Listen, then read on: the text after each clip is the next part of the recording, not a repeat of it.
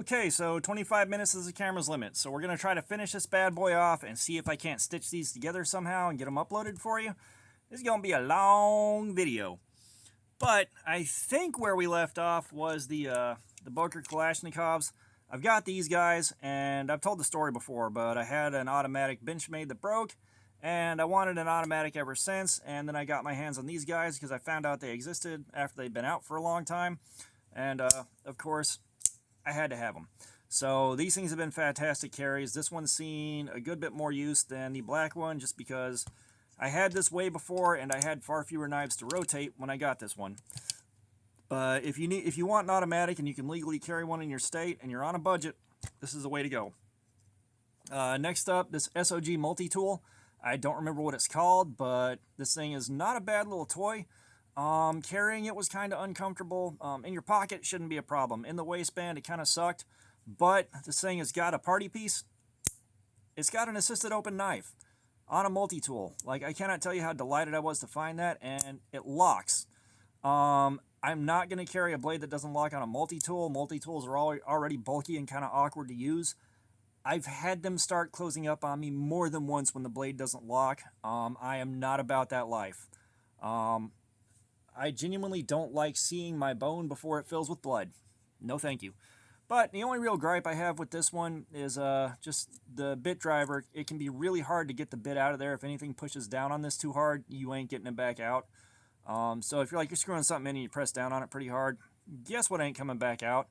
I might be able to adjust the retention on this and improve it some, but yeah, it's actually doing a lot better than it's been doing. And I'm not sure why. I've done nothing to it. But next up, we got this Legend of Zelda knife, and I got this because, well, look at it. I am a big fan of Legend of Zelda, even though I haven't played all the games. I've played Tears of the Kingdom, Breath of the Wild, I've played A Link to the Past, I've played the first two on NES, and I'm missing a bunch of them in between. But still, one problem with this is it's a clone of, I think, a Marfione Warhound. A really expensive knife, and I didn't find that out until way after I got this thing, so it hasn't really shown up outside of a YouTube short. A pocket check, if memory serves. But on to the next one, the CRKT Guppy, and I've gone in on this before, but it's just a multi-tool, and my favorite thing here is the way you've got the crescent wrench style jaws on it instead of the normal pliers jaws, because I find this a million times more useful than the plier style jaws.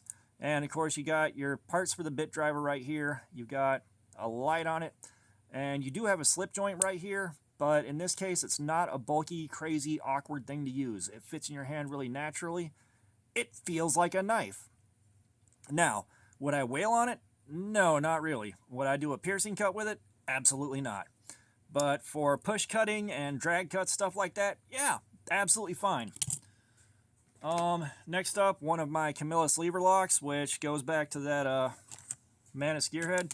This is the one from around 1998, 1999, somewhere in there that I found at the Mall of Augusta.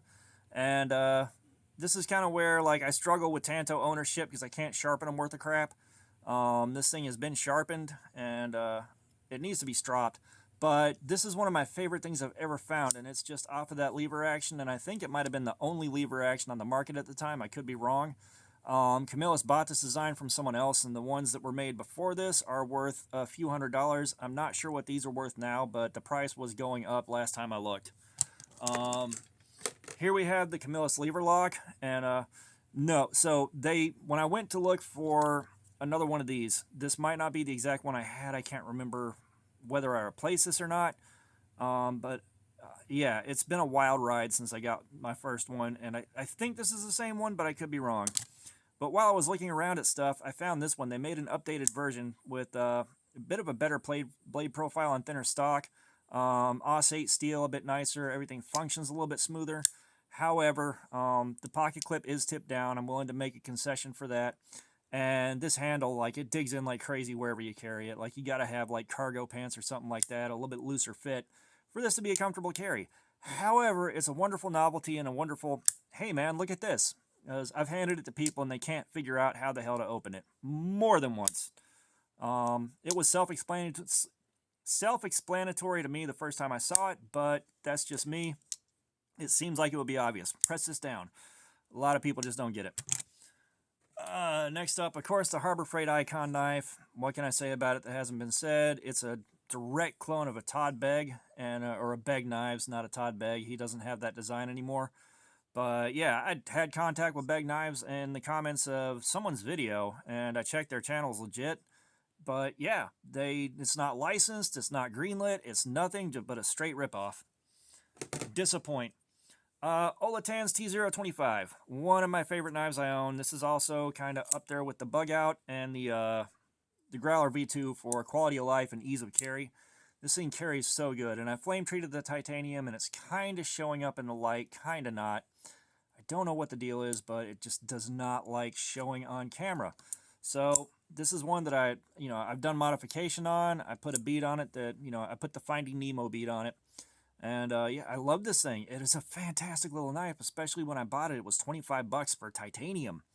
And this may weigh a blonde one more than the Bug Out, but it's very light, very comfortable, very easy to use, very practical carry.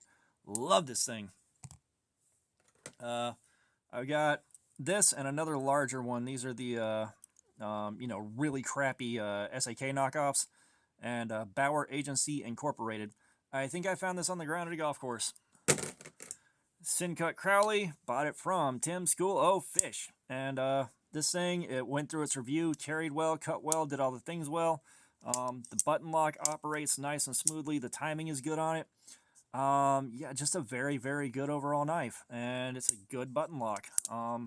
It's not bouncing back open the way the Civivi Cogent did. So yeah, the Cogent was that purple button lock. I don't remember if I actually said the name of it or not, but that's in the live stream box. And the last one we got is this Wartech knife, gold with skulls, and there's a fake Damascus patterning also with this gold coating on it. And it was so ridiculous I had to get it. I saw it on eBay while I was looking for super budget showdown knives, and I just had to. This is kind of the king of the gas station-y, just the king of the gas station, basically. So yeah, like I bought 1,000 gas station knives and unlocked the gold skin.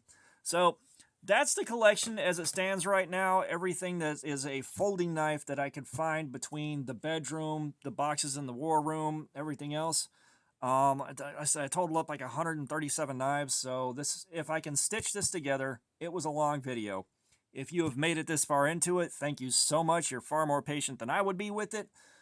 Subscribers, thank you so much. You guys keep coming in. I'm so grateful for it. And all that being said, y'all have a nice day.